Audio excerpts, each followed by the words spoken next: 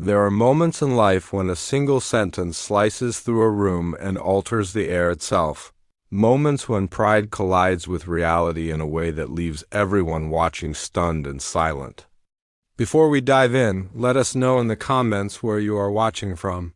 We would love to see how far this conversation is reaching. It began with the sound of expensive shoes hitting the old courtroom floor, each step carrying an arrogance that did not fit the quiet dignity of the space.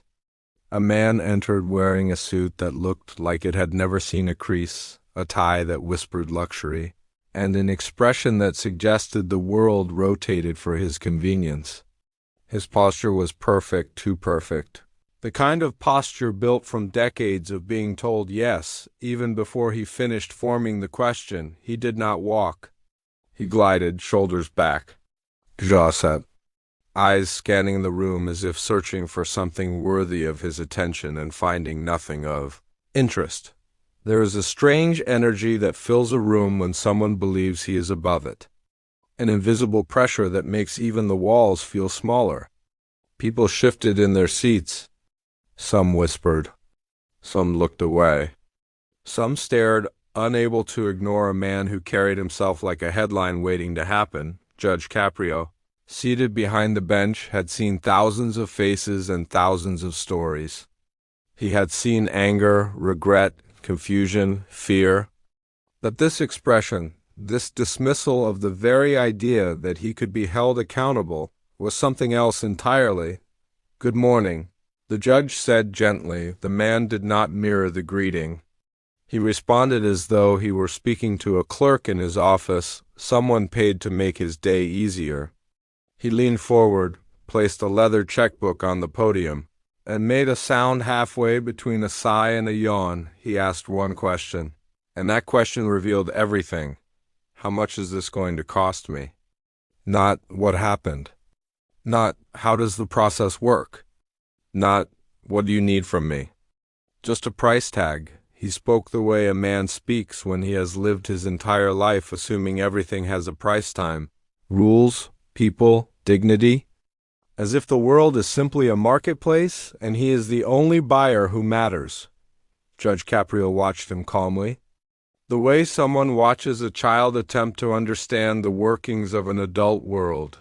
"Sir, this is a court proceeding," he said softly. "Not a business transaction." The man smiled. But it was not a smile of warmth or politeness.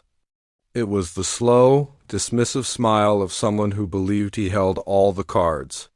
He explained that he ran corporations. He owned properties.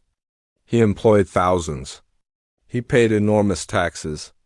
He had meetings with international investors waiting. He measured his time in dollars, not seconds, and his patience in fractions of a minute, and then he said something that pulled the entire courtroom into a state of disbelief. "I own people like you."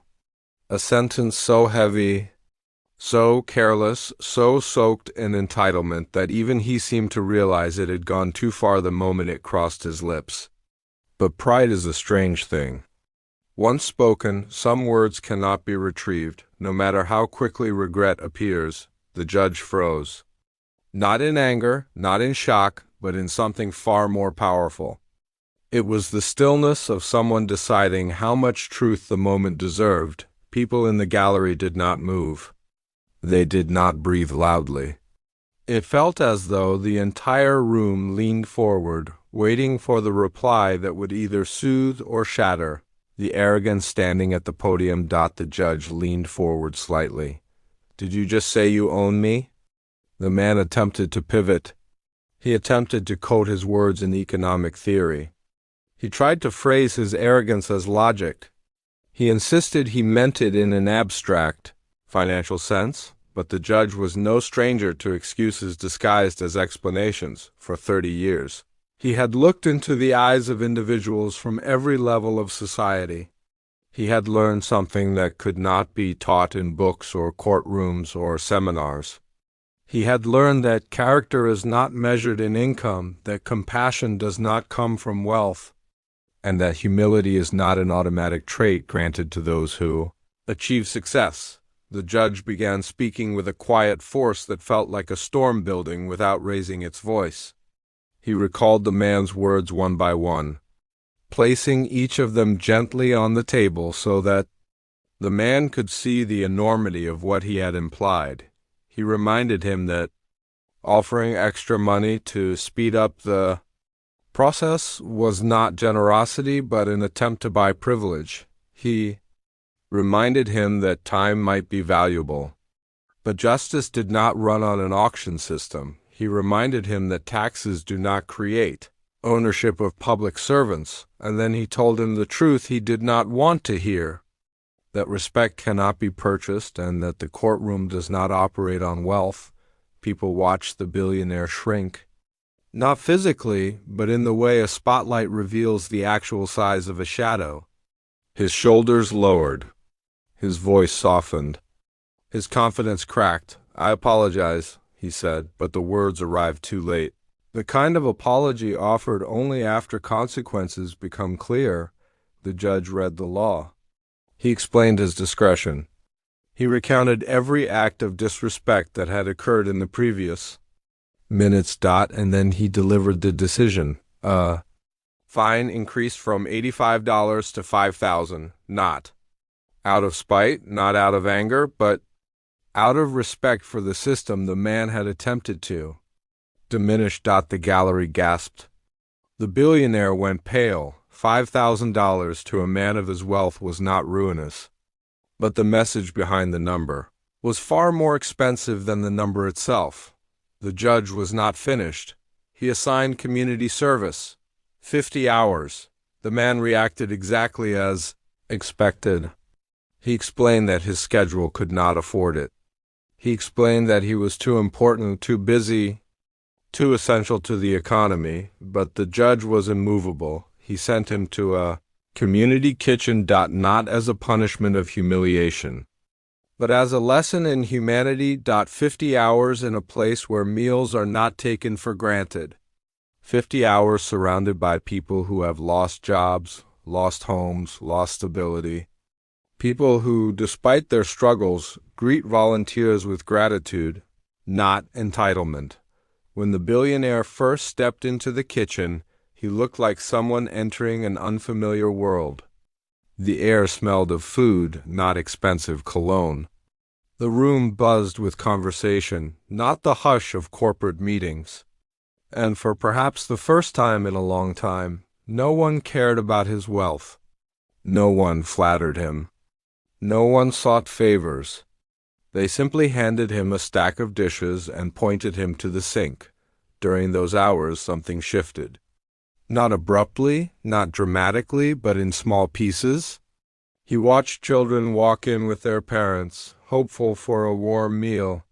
He saw elderly individuals who had outlived both their families and their savings.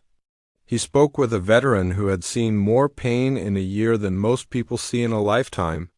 And there, in the midst of dishwater and clattering pots, a billionaire learned something he had never learned in the boardrooms he commanded. Value has nothing to do with wealth. Dignity cannot be bought. Respect must be earned. By the time his 50th hour arrived, he was not the same man who had marched into the courtroom. He worked quietly, listened more, spoke less. The kitchen manager noticed.